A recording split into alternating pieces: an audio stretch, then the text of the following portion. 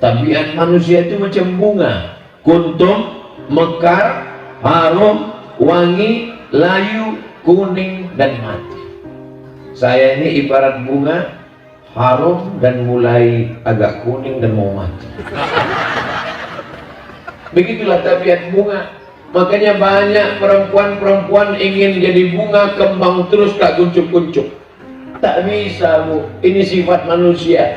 Bapak mesti siap menerima bunga yang layu, dan ibu mesti siap layu. Banyak suami mengatakan, aku tak mau kau layu. Akhirnya mukanya plastik semua. Dagu plastik, pipi plastik, hidung plastik, bulu mata plastik, alis plastik, lentiknya bukan main. Ada orang bakar sampah layu. Hari ini ibu boleh tertawa, hari ini bapak boleh tersenyum, tapi pulang dari sini dia mulai berpikir. Nanti tengah malam jam 2 dia terbangun, suaminya tidur di atas kasur, dia melihat wajahnya di depan cermin. Memang aku sedang layu. Menetes air matanya.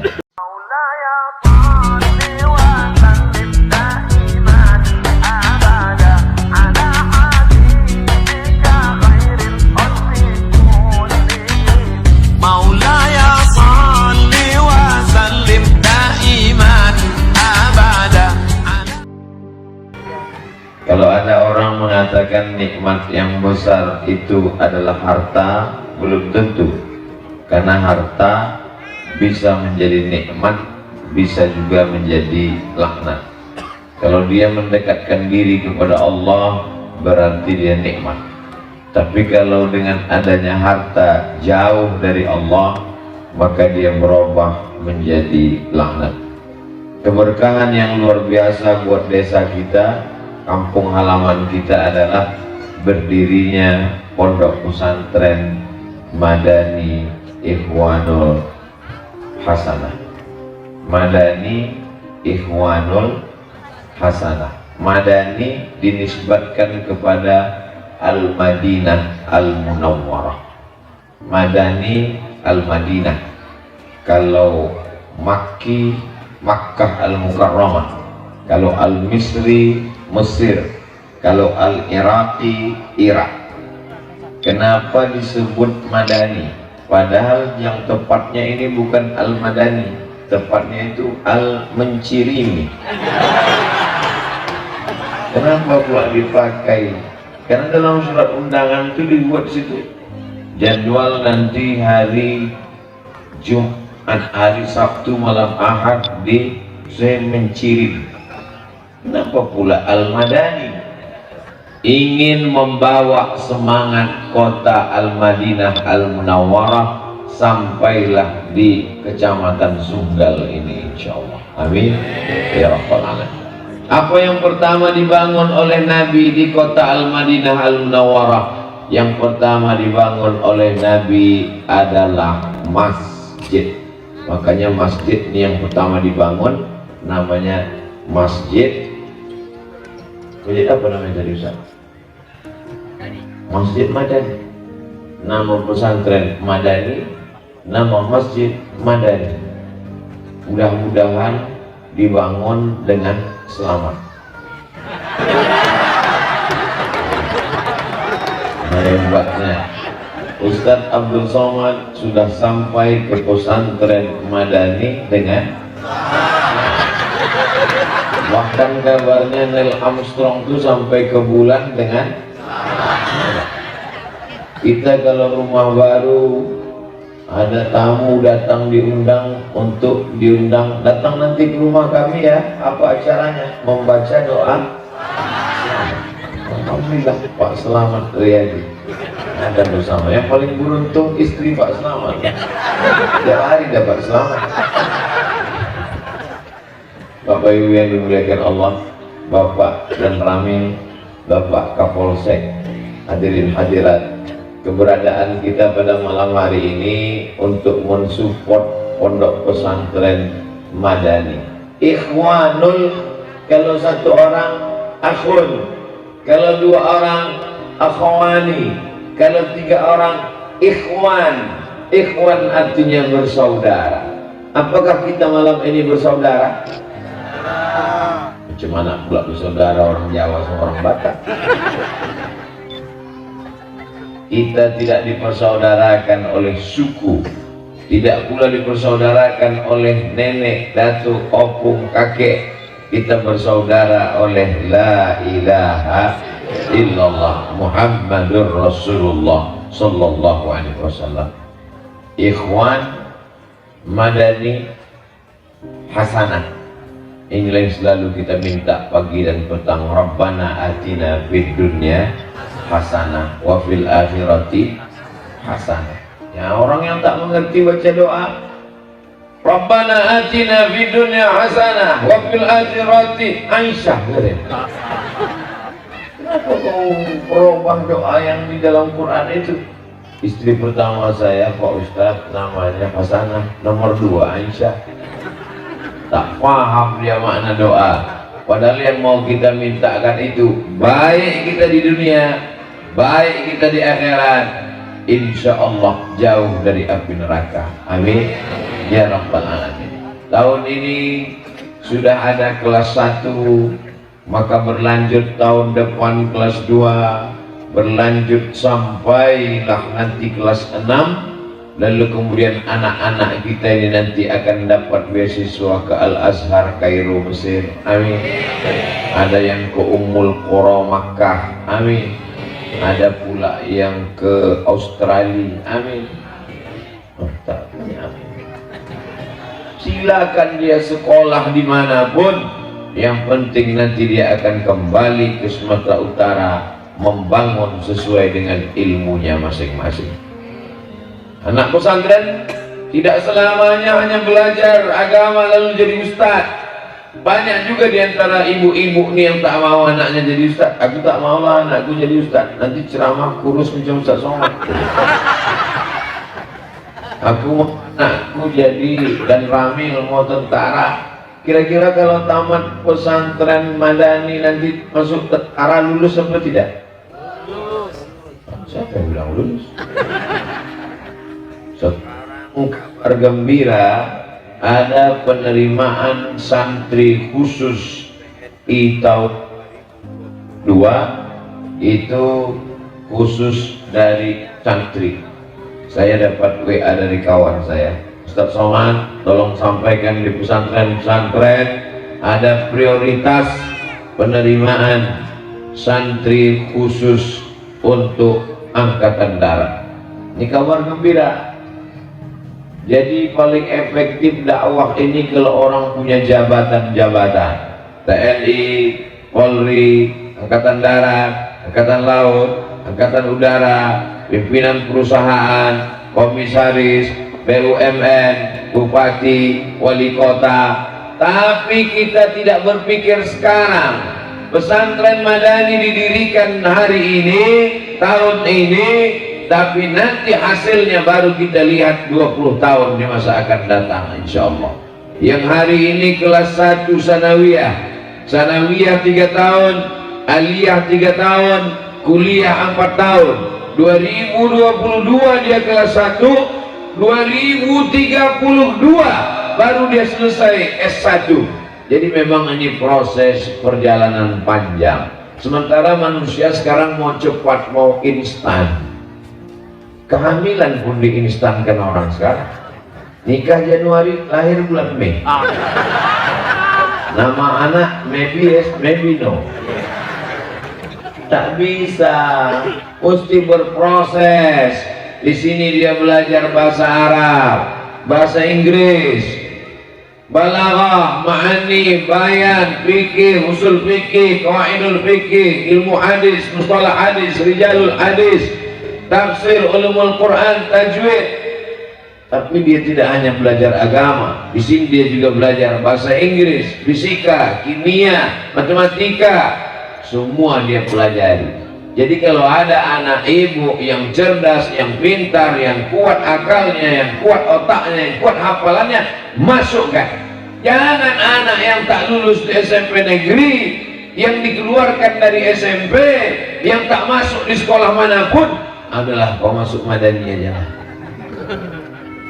Dengan pelajaran yang begitu banyak, anak ini kemampuannya tidak pula kuat otaknya, dimasukkan ke madani, masuk error, keluar gila. Banyak orang paham dia di pesantren itu hanya sekedar duduk-duduk pakai sarung, baca Quran, berzikir. Tidak semudah yang kau bayangkan, bukan mudah. Tapi jangan gara-gara saya bilang pelajarannya banyak lalu takut memasukkan anak. Tidak ada yang bisa mengontrol anaknya dari mulai bangun tidur sampai tidur lagi. Tak ada yang bisa mengontrol. Saya pun tak sanggup melihat anak keponakan saya dari mulai bangun tidur sampai tidur lagi. Mana bisa saya tengok? Saya di luar kota. Siapa yang bisa melakukan itu? Pondok pesantren. Tapi temboknya tak terlalu tinggi. Pesantren tempat saya belajar di Ustadz Ahmad Basori dulu tinggi 2 meter. Sedang 2 meter pun kami lari juga. Saya murid Ustadz Ahmad Basori tahun 1993. Beliau wali kelas saya. Tak pernah marah, senyum dan baik sampai hari ini. Sejak 93 baru ini berjumpa 2022. Andailah bertemu 2023 pas ulang tahun 30 tahun. Herannya, dulu saya jumpa beliau masih anak-anak, sekarang jumpa beliau tak tua-tua. Masya Allah, ternyata orang baik awet muda. Jadi kalau ada di antara bapak ibu cepat tua berarti tak, bukan kata saya. Bapak ibu yang dimuliakan Allah Subhanahu wa taala, beliau tamat dari Gontor, Ponorogo. Setelah itu datang ke Darul Arafah tempat kami belajar, mengembangkan ilmunya di Sumatera Utara. Barokah kedatangan beliau, dan hari ini beliau menjadi pimpinan di pesantren Madani Ikhwanul Hasanah. Maka manfaatkan ini. Jangan sampai masyarakat ini seperti ayam mati di lumbung padi. Alumni Gontor ada, orang berilmu ada, pesantren ada, tapi anak tak sekolah. Anak kau di mana? Mabuk ngelem. Oh, na'udzubillah. Tidak ada alasan. Kalau kita tinggal di tengah hutan, kaum muslim minoritas, anak tak belajar agama, mungkin masih maklum di padang mahsyar ditanya, apakah anakmu kau masukkan ke sekolah agama? Tak ada pesantren di tempatku ya Allah. Tapi sekarang sejak berdirinya pesantren Madani ini, maka ini menjadi rahmat bagi orang yang memasukkan anaknya. Yang sudah didaftarkannya anaknya, alhamdulillah. Yang masih pikir-pikir, mudahan setelah tablik akbar ini makin kuat. Yang sudah disampaikan tak juga terbuka pintu hatinya, siap-siaplah.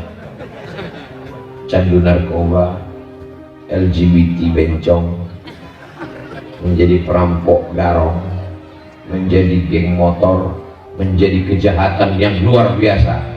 Belum lagi game online, PlayStation, judi online, macam-macam yang merusak kepala anak kita. Benteng pertahanan adalah pesantren. Pesantren ini aman. Dari mana Ustaz tahu pesantren aman? Tengok pokok kakes tak ada yang mencuri. Di tempat lain habis pucuknya boleh curi orang, dan buangnya. Pesantren ini luar biasa. Oleh sebab itu Bapak Ibu, malam ini pelajaran bermakna yang dapat kita ambil.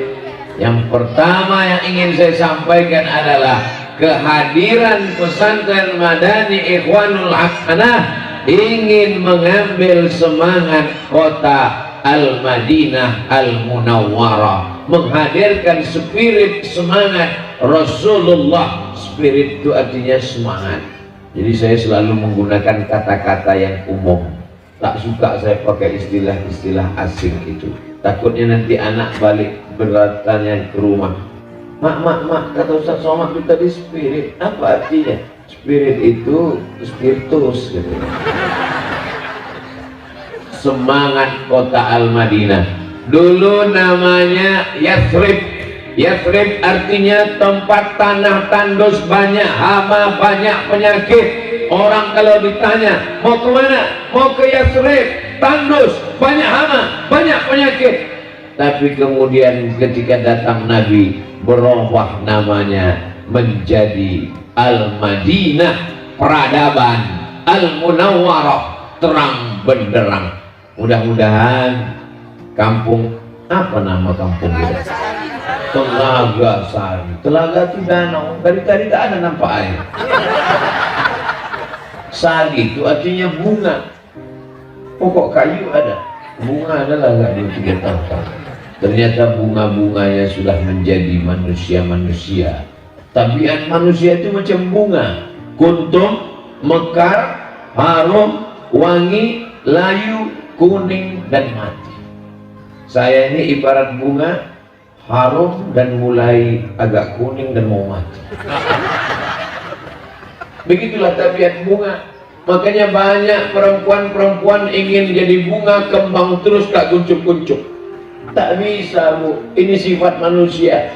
Bapak mesti siap menerima bunga yang layu, dan ibu mesti siap layu. Banyak suami mengatakan, aku tak mau kau layu. Akhirnya mukanya plastik semua. Dagu plastik, pipi plastik, hidung plastik, bulu mata plastik, alis plastik, lentiknya bukan main. Ada orang bakar sampah layu. Hari ini Ibu boleh tertawa, hari ini Bapak boleh tersenyum, tapi pulang dari sini dia mulai berpikir. Nanti tengah malam jam 2 dia terbangun, suaminya tidur di atas kasur, dia melihat wajahnya di depan cermin. Memang aku sedang layu. Menetes air matanya. Ada satu harapan. Apa harapan kita? Anak di pesantren merupakan benih tunas hijau. Kita jaga dia. Banyak yang akan suka dengan tunas hijau ini, memakan daun yang hijau. Apa namanya? Ulat pucuk. Dari mulai akar dia naik ke atas dan memanggil-manggil, pucuk, pucuk. Susah. Bagaimana supaya tanaman ini bagus, terpelihara, terjaga? Diletakkan dia di pot. Jangan langsung di pinggir jalan, jangan langsung di tengah hutan. Tinggalkan dia di pot. Pot itu bernama Pesantren Madani. Ini spiritnya, ini semangatnya. Bagi Islam ini yang belum jelas, apa nama pesantren di Telaga Sari itu? Pesantren Madani. Kenapa didirikan? Untuk kampanye Pak Kades. Ini orang tak paham. Jabatan kepala desa tak lama, paling lama 2 periode. Kalau mau 3 mesti amandemen. Ada yang kekal abadi. Mana dia? Nih pesantren, sampai hari kiamat tetap mengalir pahalanya. Betul? Banyak juga pendukung Pak Kades. Bapak Ibu yang dimuliakan Allah Subhanahu wa Ta'ala. Ini pelajaran juga bagi kades-kades di seluruh Indonesia yang menonton kita. Jadi jangan Pak Slamet Riyadi anggap yang menonton ini hanya sekedar di sini. Nah, ini direkam, diupload nanti di channel. Apa kata Pak protokol tadi? Ustadz Somad 1 juta viewer. Ada yang perlu kuluruskan. Coba buka channel Ustadz Abdul Somad official.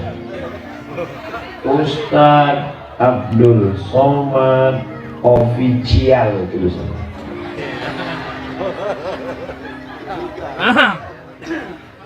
Ustadz Abdul Somad official, udah tuh buka. Nah, subscribe ya.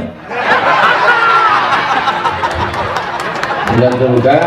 Udah itu geser ke ujung, ada di atas sebelah kanan tentang. Nampak? Tentang. Ada itu geser ke bawah. Di situ tertulis 147 juta.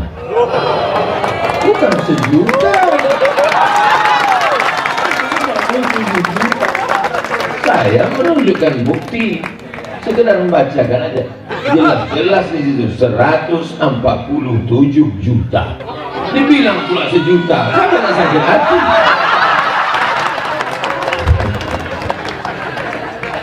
Tonton juga lah channel itu, lihat nampak kan.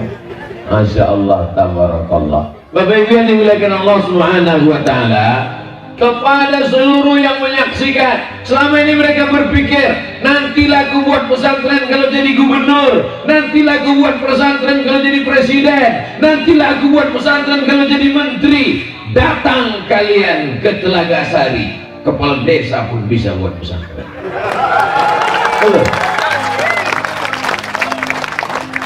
Berpikir besar, berpikir kekal, berpikir sesuatu yang abadi.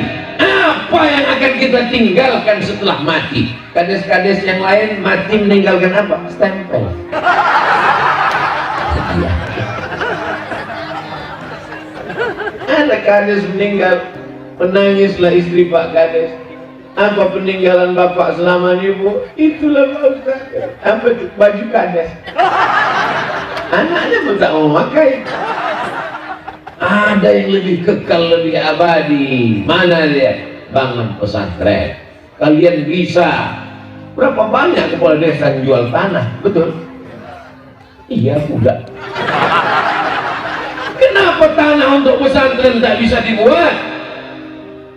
Ini pemikiran.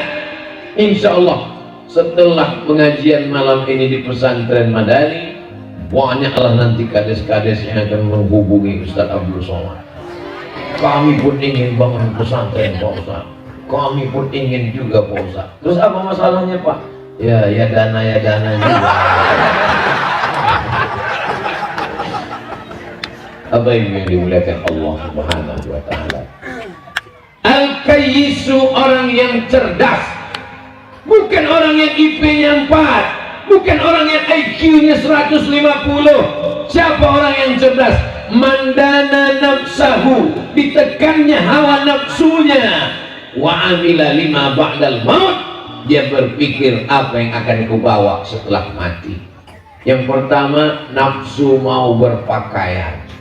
Ada orang sekarang sekali berdiri, sekali tegak 100 juta. Sepatu 10 juta. Lalat kepleset-pleset situ. Celana 5 juta. Baju 15 juta. Ini Pak Ustadz, baju saya nih. Entah siapa yang bertanya. Cincin kiri 15 juta. Cincin kanan 16 juta. Sekali senyum 20 juta. Gigi pun emas juga. Mati menghadap Allah, tinggal semuanya. Yang dibawa hanya sehelai, 2 helai, 3 helai, 5 helai, 7 helai kain kapan. Tukang pabrik tekstil pun mati tak bawa kain berkarung-karung. Betul apa salah cakap saya ini? Tapi kalau kau tekan hawa nafsu, mau beli baju, mau beli celana, mau beli ganti sepatu, insya Allah. Ustaz kapan terakhir beli sepatu? Tak ingat saking lama. Allah Ustaz ngomong aja, itu baju Ustaz baru dikasih orang. Apa yang bisa kita bawa setelah mati menghadap Allah Subhanahu wa Ta'ala? Beli duit, duit dipakai untuk makanan, beli makanan pakai duit. Ma'akal tafa'afnaita, yang kau makan busuk. Wa malabista, yang kau pakai lapuk. Yang kau makan busuk, yang kau pakai lapuk. Wa matasaddaqta fa'amdaita, tanah yang kau wakafkan untuk pesantren, inilah yang akan menjadi bekal untuk hari esok. Kau makan busuk, kau pakai lapuk, kau sedekahkan untuk bekal hari esok. Bisa untuk bahan update status besok pagi. Ibu-ibu bukan main lagi, banyak jilbabnya. Dibuka lemari, tumpah ruah jilbab, tapi tak pernah dipakai. Apalah gunanya itu? Ustaz, janganlah sindir-sindir jilbab kami Pak Ustaz. Baru saya beli tadi sore, itu belum lunas lagi. Bapak Ibu yang dimuliakan Allah Subhanahu wa Ta'ala, makanya nanti kalau ada keinginan nafsu menggebu-gebu, ingin rumah baru, mobil baru, pakaian baru, cincin baru. Ingat, ada sesuatu yang kekal abadi. Semen 2-3 sak, batu bata dan kerikil. Besok datang, mana pembangunan masjid Madani itu, mana dia? Kau mau ngasih? Enggak mau, tanya aja. Nanti kalau cocok baru kasih, kalau tak cocok nanti lagi. Dibangun rumah besar megah mewah 3 lantai, kamar mandinya keramik batu pualam. Masuk ke dalam tamu tak mandi-mandi saking kan kagumnya. Begitu mati menghadap Allah Subhanahu wa taala, akhirnya kita tinggalkan rumah yang cantik, rumah yang megah, mobil yang mewah, anak buah hati belayan jiwa tinggal. Yatba'ul mayyita thalathun, yang mengiringi mayat hanya 3 saja. Malu hartanya, mobilnya ikut mengiring sampai ke pelataran parkir. Ahluhu, kawan, sahabat, istri, anak, menantu, orang sekampung. Apalagi kalau meninggal kades, banyak orang mengiring sampai ke depan pemakaman. Begitu sudah masuk ke dalam, mereka pun berdoa, Allahumma firlahu warhamhu wa'afihi wa'afu anhu wa akrim nuzulahu wasa'adahu wa'asilhu bil ma'i wa thalji wal barad. Selesai itu mereka pun pulang ke rumah. Cerita berganti, musim berubah, jamaah pun mulai menonton drama Korea. Yang laki-laki jam 2 malam mulai berteriak, lupa dengan Pak Kades, gol! Kau tinggal di alam barzakh sendirian. Mana kawan, sahabat, handai tolan yang baik-baik selama ini, yang setia menemani cuman satu, wa amaluhu. Tapi anak-anak santri dari pesantren Madani, pagi, petang, siang, malam, zuhur, asar, maghrib, isya, witir, tarawih, baca Quran, mengalir pahalanya. Bagi bapak ibu mesti berpikir, aku sebelum mati mesti membangun pesantren. Tak bisa membangun pesantren, bebaskan tanah semeter 2 meter, tak juga bisa sanggup kasih batu bata, semen, kerikil dan pasir, tak juga bisa sanggup. Datang ikut gotong royong, mana yang perlu dicor, mana yang perlu diangkat, mana yang perlu. Jangan pesantren sudah berdiri, sudah tak ikut menolong, tak ikut bebaskan tanah, tak mengasih semen, datang petenteng, mana masjidnya? Ini tiangnya agak miring ini. Tapi orang pesantren nggak mau marah, dia tak emosi. Kalau ada orang begitu, ini tiangnya miring, tiang itu tak miring pak, otak kau aja yang tak miring. Bapak ibu yang dimuliakan Allah Subhanahu wa taala, harimau mati meninggalkan belang, gajah mati meninggalkan gading, manusia mati meninggalkan utang. Saya waktu lulus mau berangkat ke Mesir, emak saya agak bimbang-bimbang. Anak cuma 2, laki-laki dua-duanya. Pertama Abdul Somad, adiknya laki-laki. Aku mau ke Mesir mak. Datanglah saya ke rumah abang emak saya. Nampakku emak agak bimbang-bimbang dewa. Bilang ke emak kau, harimau mati meninggalkan belang, gajah mati meninggalkan gading, manusia mati meninggalkan nama. Nanti kalau kau mati mau meninggalkan nama baik apa nama buruk, orang akan mengenang kau Abdul Somad, pemabuk, perampok, pejudi, pezina, atau Abdul Somad yang belajar agama. Begitu saya sampaikan, apa kata mak saya? Pergilah kau sejauh mata memandang. Berangkat saya ke Mesir, naik pesawat Royal Jordan dari Soekarno Hatta Jakarta. 4 tahun baru pulang. Kenapa? Tiket mahal. Jangan nanti anak-anak ini sudah tamat dari Madani, mau sekolah ke Mesir, mau sekolah ke Madinah, mau sekolah ke Makkah, ibu tahan. Mak, aku udah tamat Madani, dapat beasiswa ke Mesir, berangkat aku ya mak. Janganlah nak, nanti kalau mak mati gimana? Kalau ibu tahan dia, ibu mati. Kalau ibu lepas dia, ibu mati juga. Bedanya apa? Kalau ibu lepas dia, dia mujahid fisabilillah, bertambah ilmunya, didoakannya sampai akhir hayat insyaallah. Sampai hari ini sudah 2 tahun almarhumah saya tinggal. Kakak sepupu saya cerita, sampai hari ini tak berhenti orang berdatangan berziarah dari banyak tempat, bersih makam kubur, tak pernah rumputnya panjang, orang banyak ziarah, mau dicari orang mana makam almarhumah emak Ustaz Abdul Somad yang melahirkan, yang mendidik, yang membesarkan.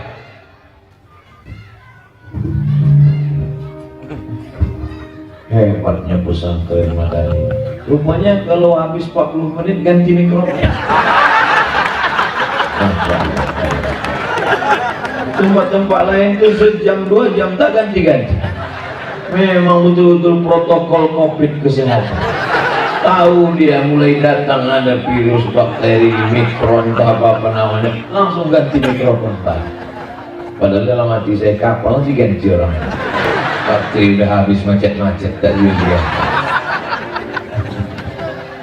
Maklum saya, bakteri lama tak diganti karena duit habis untuk beli semen. Bapak Ibu yang dimuliakan Allah, pesantren Madani bukan tanggung-tanggung. Tengoklah berapa kameranya malamnya. 1, 2, 3, 4, 5, 6, 7. Ada yang betiang, ada yang tak betiang. Ada pula tadi saya tengok yang apa, macam kamera hantu tak berkaki. Begitu jalan ke sana, ibu-ibu itu pun heboh pula kan itu. Masya Allah, tabarakallah. Jamaah yang ada di Medan, di Sumatera Utara semuanya, datanglah ke Kabupaten Deli Serdang ini, Deli Serdang, Kecamatan Sunggal, Desa Telaga Sari. Nanti kamu akan datang ke telagaku, kata Rasulullah. Nama telaganya itu Inna a'tainakal Kautsar, tenaga Al-Kautsar. Aku melihat telaga, kata Rasulullah. Nama telaga itu Al-Kautsar. Ketika manusia kehausan, panas terik di padang mahsyar, ada orang yang minum dari telaga itu. Siapa dia? Kamikah itu ya Rasulullah? Antum ashabi, kalian sahabatku. Ada orang yang minum dari telaga itu. Siapa mereka ya Rasulullah? Ikhwani, ikhwan al-madani, madani ikhwan. Yang akan minum dari telaga itu adalah ikhwan. Telaga di sana nanti Al-Kautsar. Sebelum sampai ke sana di Telaga Sari. Nanti kalau dia minum dari telaga itu, la yazma'u fiha abada, dia tidak akan haus untuk selamanya. Insya Allah kalau datang orang Sumatera Utara ke Telaga Sari mengantar anaknya ke Madani, tidak akan haus. Maksudnya haus pelajaran agama. Sekarang banyak orang tak paham agama, semua disembah. Kucing pun disembah. Sebab kucing sembah, nampak pokok kayu sembah. Pokok kayu, batu, hantu, tuyul, nyeblorong, sundel bolong, semua sembah. Haus dengan agama. Nanti kalau dia sudah belajar agama, dia bisa membedakan mana khalik, mana makhluk, maka dia akan berkata la ilaha illallah. Murni, bersih akidahnya. Kenapa? Karena di sini diajarkan tauhid, wujud, qidam, baqa, mukhalafatul lil hawadisi, qiyamuhu binafsihi, wahdaniyah, qudrat, iradat, ilmun, hayat, sama, basar, kalam, berpegang dengan ahlus sunnah wal jamaah. Ini sekarang banyak tauhid macam-macam. Bila Anda CEO-nya monyet, maka tahun 2022 cocoknya memanjat pokok kayu. Habis pokok kayu dipanjat. Tak jadilah kita nikah, Beb.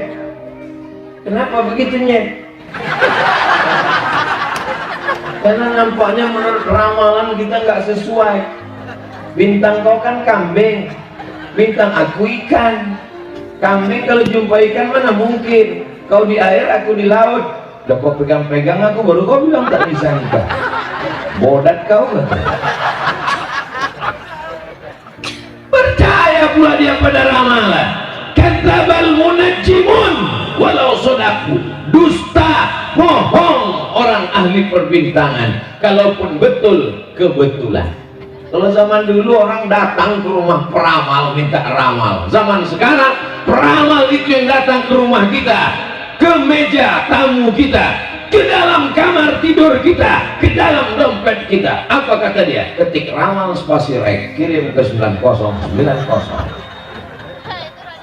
Betul apa tidak yang saya cakapkan ini?